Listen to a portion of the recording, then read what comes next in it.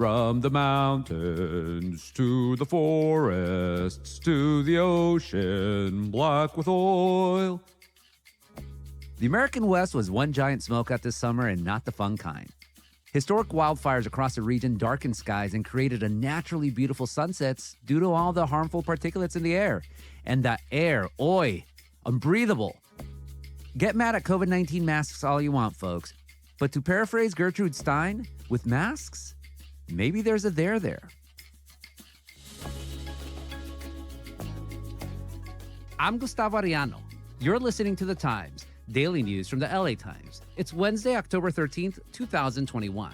Today, we talk about air quality. Long the bane of metro areas like Los Angeles and Phoenix, 2021 saw air pollution, pollute formerly pristine forests and lakes and wildlife and nature, and that was just what infernos emitted.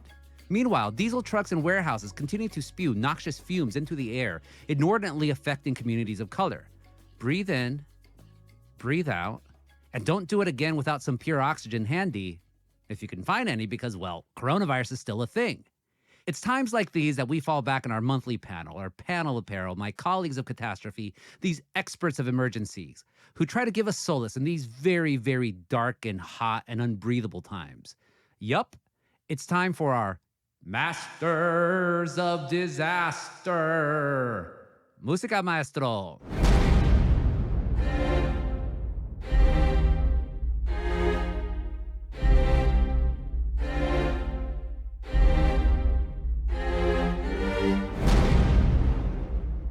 In the earthquake chair, as always, is LA Times earthquake reporter Ron Lin.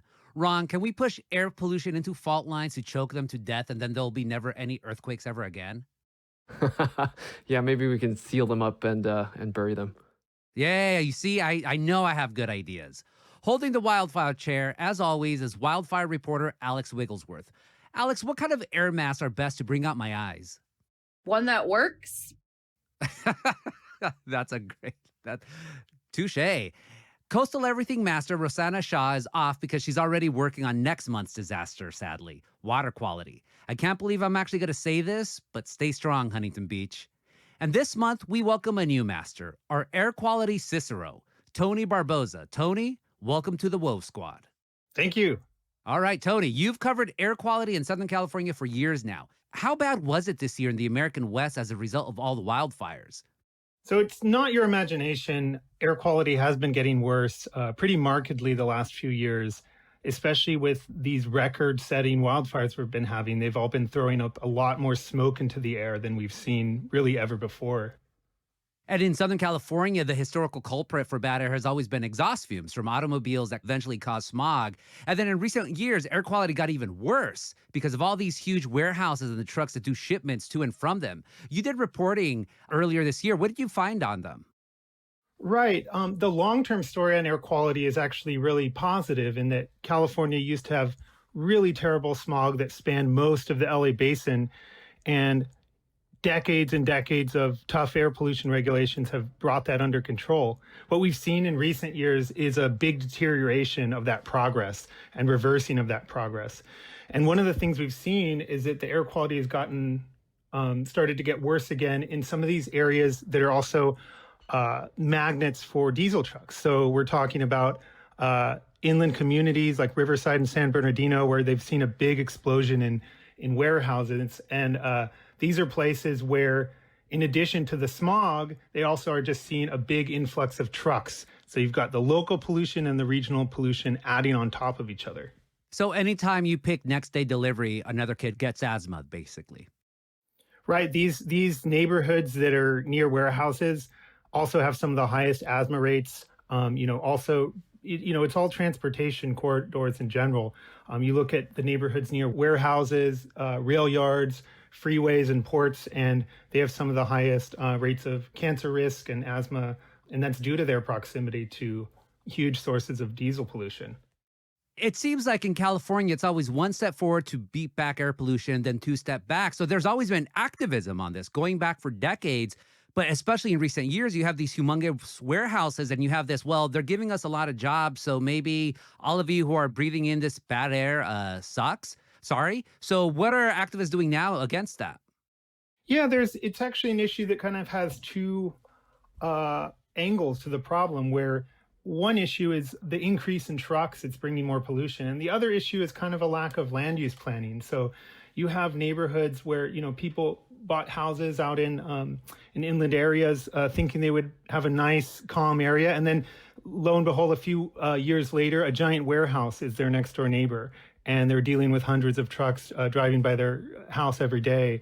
So you've kind of got two parts to that problem. And it started to deal with some of the air quality side, but the land use side is really not being addressed.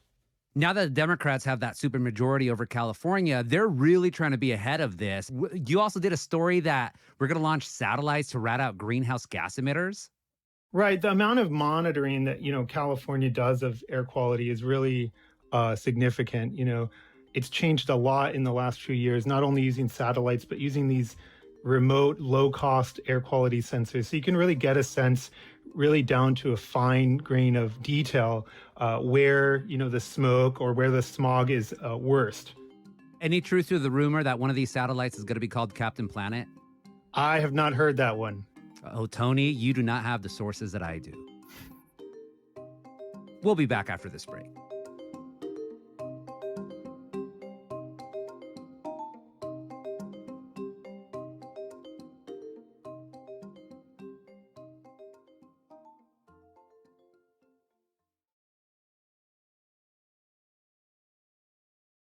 Alex, as our wildfire master, you had to deal with two mega disasters this summer. Not just the fires themselves, but also all the smoke that came with them. So how does this smoke differ from, say, the smoke that happens when I burn my carne asada?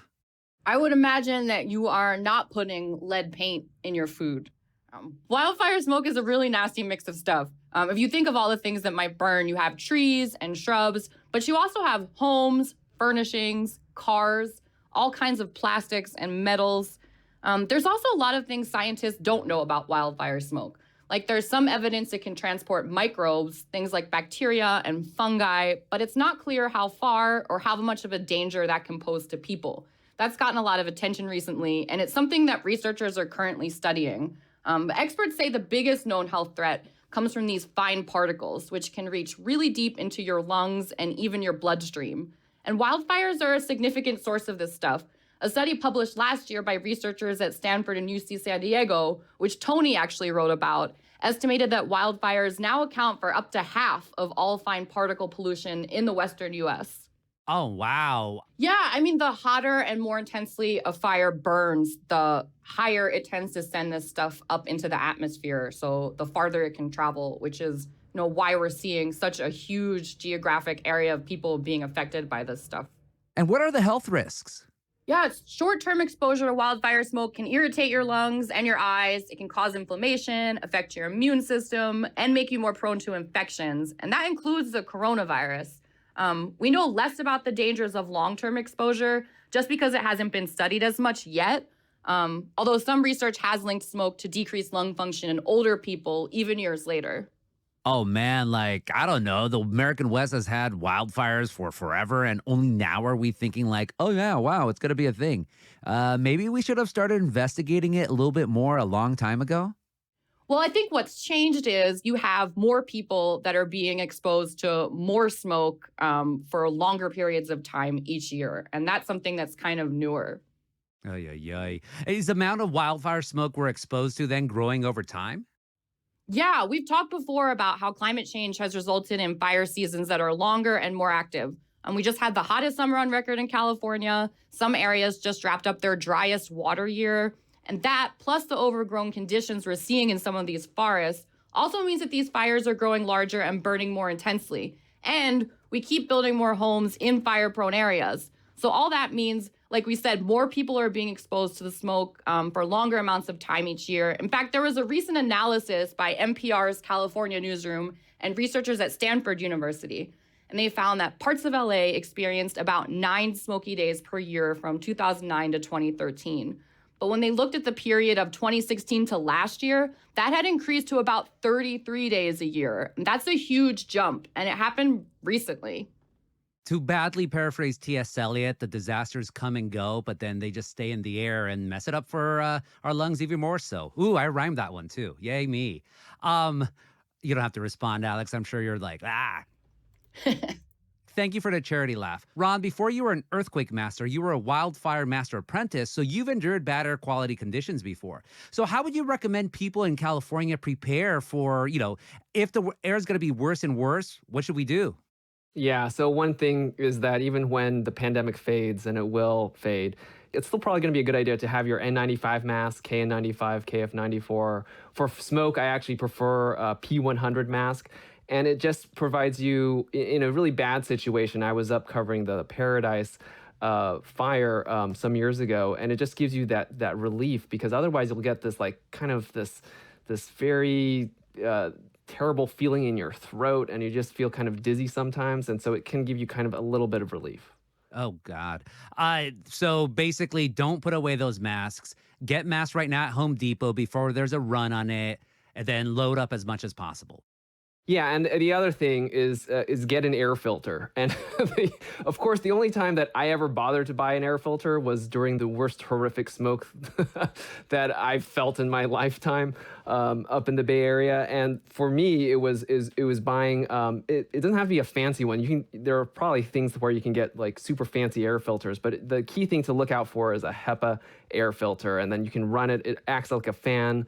But you do install these filters that you replace every so often, and it provides just enormous relief if the smoke gets really bad. And where do you put the air filters?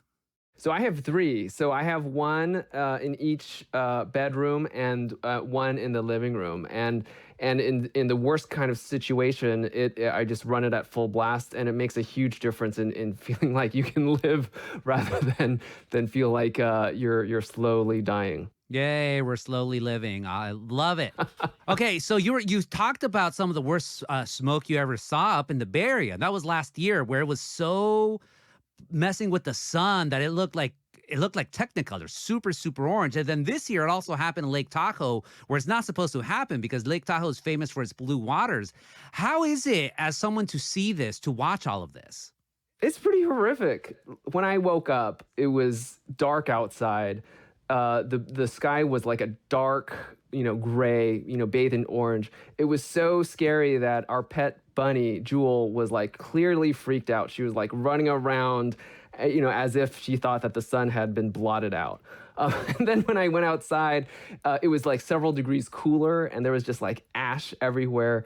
It was just not even safe to go out, really, just because you had all these big kind of ashy particles around. So to me, it was kind of my introduction to, the California of the future, sorry to say, this idea that like we got to be prepared for maybe, as Alex was saying, like a month worth of bad smoke a year. Luckily, around where up in the Bay Area, we actually haven't had that bad of a smoky year since. So at least for this year. So maybe it's not an every year kind of thing, but it is something to kind of keep in mind, as we think about our Septembers and Octobers, unless we can really figure out a way to stop these ignitions from happening, it's something that we have to be prepared about. As an East Coaster, might have to be prepared for snow season. Tony Bennett's going to have to record a new song. I left my gas mask in San Francisco. I had to say it. Sorry. Here's another Tony. Tony, you're our air quality master supreme. What's ultimately worse, wildfire smoke, diesel exhaust, or just regular old tailpipe emissions? Yeah, that's a really good question. And I think Alex mentioned it a little bit, that the difficulty with answering that question is there's really not enough research into this longer term exposure to wildfire smoke. There's a lot of scientists who think it might be worse than your typical smog or diesel type exhaust. We know that diesel exhaust and the pollutants in diesel are really bad. They cause cancer. But there just hasn't been the history of these weeks and even months long exposure to wildfire smoke. So that's really like what's new, that people really need to be preparing for these longer bouts of smoke pollution. They need to have a plan for how to deal with that. Have a room inside your home where you have one of these filters that Ron was talking about. because this is not something that's going to be going away. I just still can't get over the fact that scientists who have done, of course, science is great, but that only now have they really been paying attention to, hey, maybe we should study how dangerous wildfire smoke is. Like, did they really think that it was only going to be limited every once in a while? It blows my mind away. It's really a reflection of how the nature of air pollution has changed. And anyone who lived in LA in the 70s, 80s, or 90s could tell you just how visceral a problem smog was. And it was just front and center, horrible air. That we've made a lot of progress on. But meanwhile, climate change has progressed and gotten much worse. And we're now kind of reaping what we sowed with that. We're now kind of seeing the expression of climate change worsening this other type of air pollution. For all our masters, how concerned have you seen people about air quality? I mean, it's easy to talk about, oh gosh, there's no water. Oh, it's too hot. Earthquakes, get prepared for the earthquake pack. But air, I mean, we don't even think about air because we're breathing it every half second. Well, I'll just say that that there's been a lot of opinion polling on this question, and particularly in California. I mean, everyone cares about the environment a lot, but air quality has long stood out as one of the top priorities and concerns, right up there with wildfires and climate change. So, and then just in my daily reporting, I kind of get this sense that people are very aware of air pollution and the sources around them that are generating it, whether it's the freeway or a factory next door. But yeah, what really is changing is kind of just more of this smoke that we're all being exposed to. You could be hundreds of miles away from the fire, still be breathing horrible air. Yeah, and I think that air quality has become more of a thing, in part because of Tony's coverage, which has made me terrified about air quality. He had this terrifying story a number of years ago where he wrote about how dangerous it was to live near freeways and how even a future full of electric cars won't be our saving grace, because every time you press your brake pedal, you're going to spew some of your brake whatever into the air. And so I think about that every time I press the brake pedal on the freeway, Tony. Thanks. You're welcome. But I have noticed that it has become more of the public dialogue. I mean, I have seen, more people, get interested in electric cars. It helps a little bit. And I think the idea of improving air quality is a factor behind why people are interested, at least in the Bay Area, for more electric cars. I'm pleasantly surprised by the answers our masters are telling us right now. Alex? I agree that people really care about this.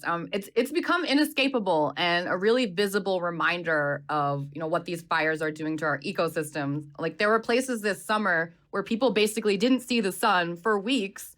And some of them were miles away from where a fire was actually burning. Like, before you could have, sunny weather, cloudy, foggy, maybe rainy every once in a while for us. But now you wake up and look at your phone to check the weather some days and it just says smoky. Like, I know a lot of people who canceled or adjusted plans this summer just because there were some areas where it didn't feel safe to be outside. Of all the disasters before us, is air quality the most fixable man-made one? I mean, I remember that hole in the ozone layer when I was growing up and we kind of fixed it. I think there's an argument for that, especially when you look at how successful California has been in reducing car emissions. The emissions that come out of a new car today are a tiny, tiny fraction of what they would have generated decades ago. But you also have a lot of new dimensions complicating that. The rising temperatures, the worsening wildfires is definitely working against all of that. It makes me think of what happens in China, right? In Beijing, where years ago, I mean, pollution was bad, but then you would get these kind of crazy kind of emissions that just it just seemed unlivable. And it was not a pleasant place to be.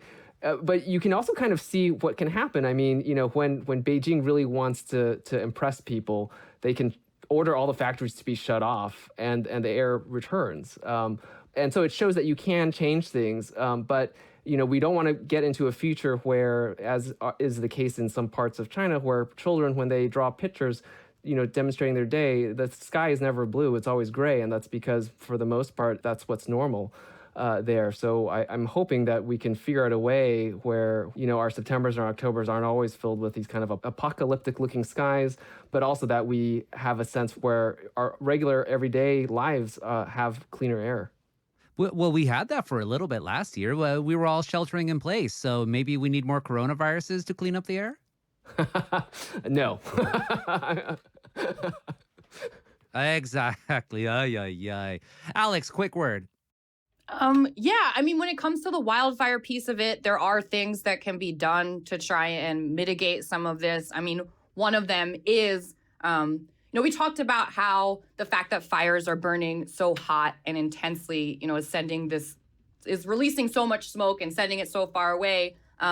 There are efforts to restore more regular low-intensity fires to those landscapes by doing things like prescribed burning. But it's really difficult to do it at the scale that's needed. There are a lot of barriers to that, but that's one way by releasing some of this energy when conditions are better that can help avoid these big fires where all that energy gets released kind of uncontrollably at once.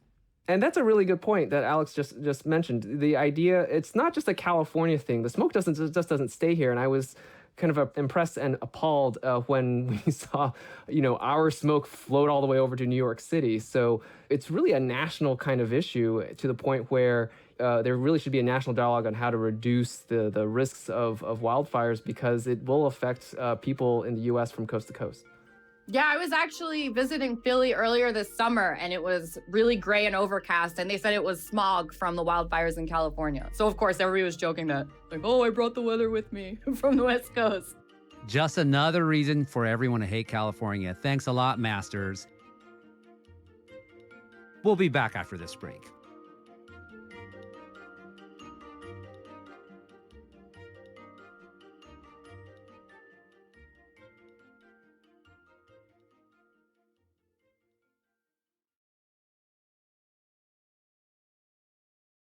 And finally, as is our tradition with Masters of Disasters, after all the talk of gloom and doom, we have to end with joy. We'll start with Ron. Ron, what's bringing you joy this month? So there's a little tradition we do with our pet rabbit Jewel every night, which is to feed her daily treat. It's a banana. It's just a little slice of banana, but it's the point where we'll do this thing where I'll tap her on her butt and she'll run around me 7 times, and she'll actually kind of know when the 7th tap is, because then she'll be like, "Hey, stop it! We need the banana. No more games." Oh, and 7's a mystical number, so I think Jewel is actually the salvation of mankind. So please keep doing that 7th tap, Ron. Please. Will do. Alex, what's your joy? My favorite thing about October is something called the Highway 62 Art Tour. It's out in the desert. Highway 62 is like the main artery that runs through Yucca Valley, Joshua Tree, and 29 Palms. And all the artists around there, which there are like hundreds, open their studios up and you go get a map and then you can drive around to all of them and buy their art. So I love doing that. I get people's Christmas presents from it all the time. It's really fun. Yeah, that's a cool drive and quirky communities up there. And of course, all the hipsters are ruining it and desert ruination, but that's a whole nother disaster. Tony, what's bringing you joy this month? Yeah, I have to say it's the pending arrival of Halloween. It's one of my favorite holidays. I've got a giant inflatable Jack Skellington decoration in my front yard, and looking forward to watching a lot of scary movies. Ooh, what are you going to dress up as? I have not decided yet, but I'll come up with it soon. Dress up as El Niño, another disaster. Yeah, it's got to be climate related. So I'll try for that. And Rosanna again is on break, but she is. No, I'm here. Wow. Oh my God. Rosanna, our coastal master, coming in because she needs to bring the joy. And if I know her, she's going to bring corny joy. I'm so sorry. I'm swooping in from so many breaking news stories. I've been running around a lot this week learning about science, but I promised y'all a joke. So here I am, pulled over on the side of the road, ready to go. So, Gustavo, I was going to do a jellyfish joke, but that would have been a no-brainer. Oh my God. Okay, here's another one. Just in case you didn't laugh, I had a second one in my back pocket. What do you call a pony with a cough? Cough pony. A little horse. Waka, waka, waka. Rosanna, you always bring the corn. Next time, bring some pop with it. But thank you so much for bringing jokes. Thank you, our masters, Tony Barboza on air quality, Rosanna Shaw on the coast, Ron Lin on the earthquakes, and Alex Wigglesworth on the fires. Thank you all for this latest episode of Masters of Disasters. Thanks for having me. Thank you. Thank you.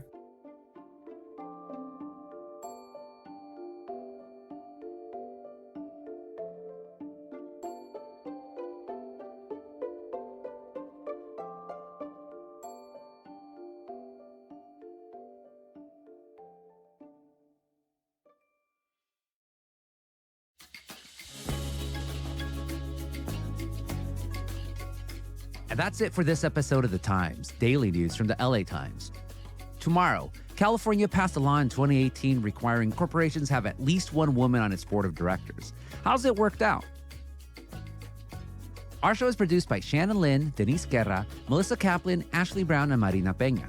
Our engineer is Mario Diaz. Our editors are Shawnee Hilton and Lauren Rabb, and our theme music is by Andrew Even. Like what you're listening to? Then make sure to follow The Times on whatever platform you use. Don't make us the Puche Podcasts. I'm Gustavo Arellano. We'll be back tomorrow with all the news and desmadre. Gracias.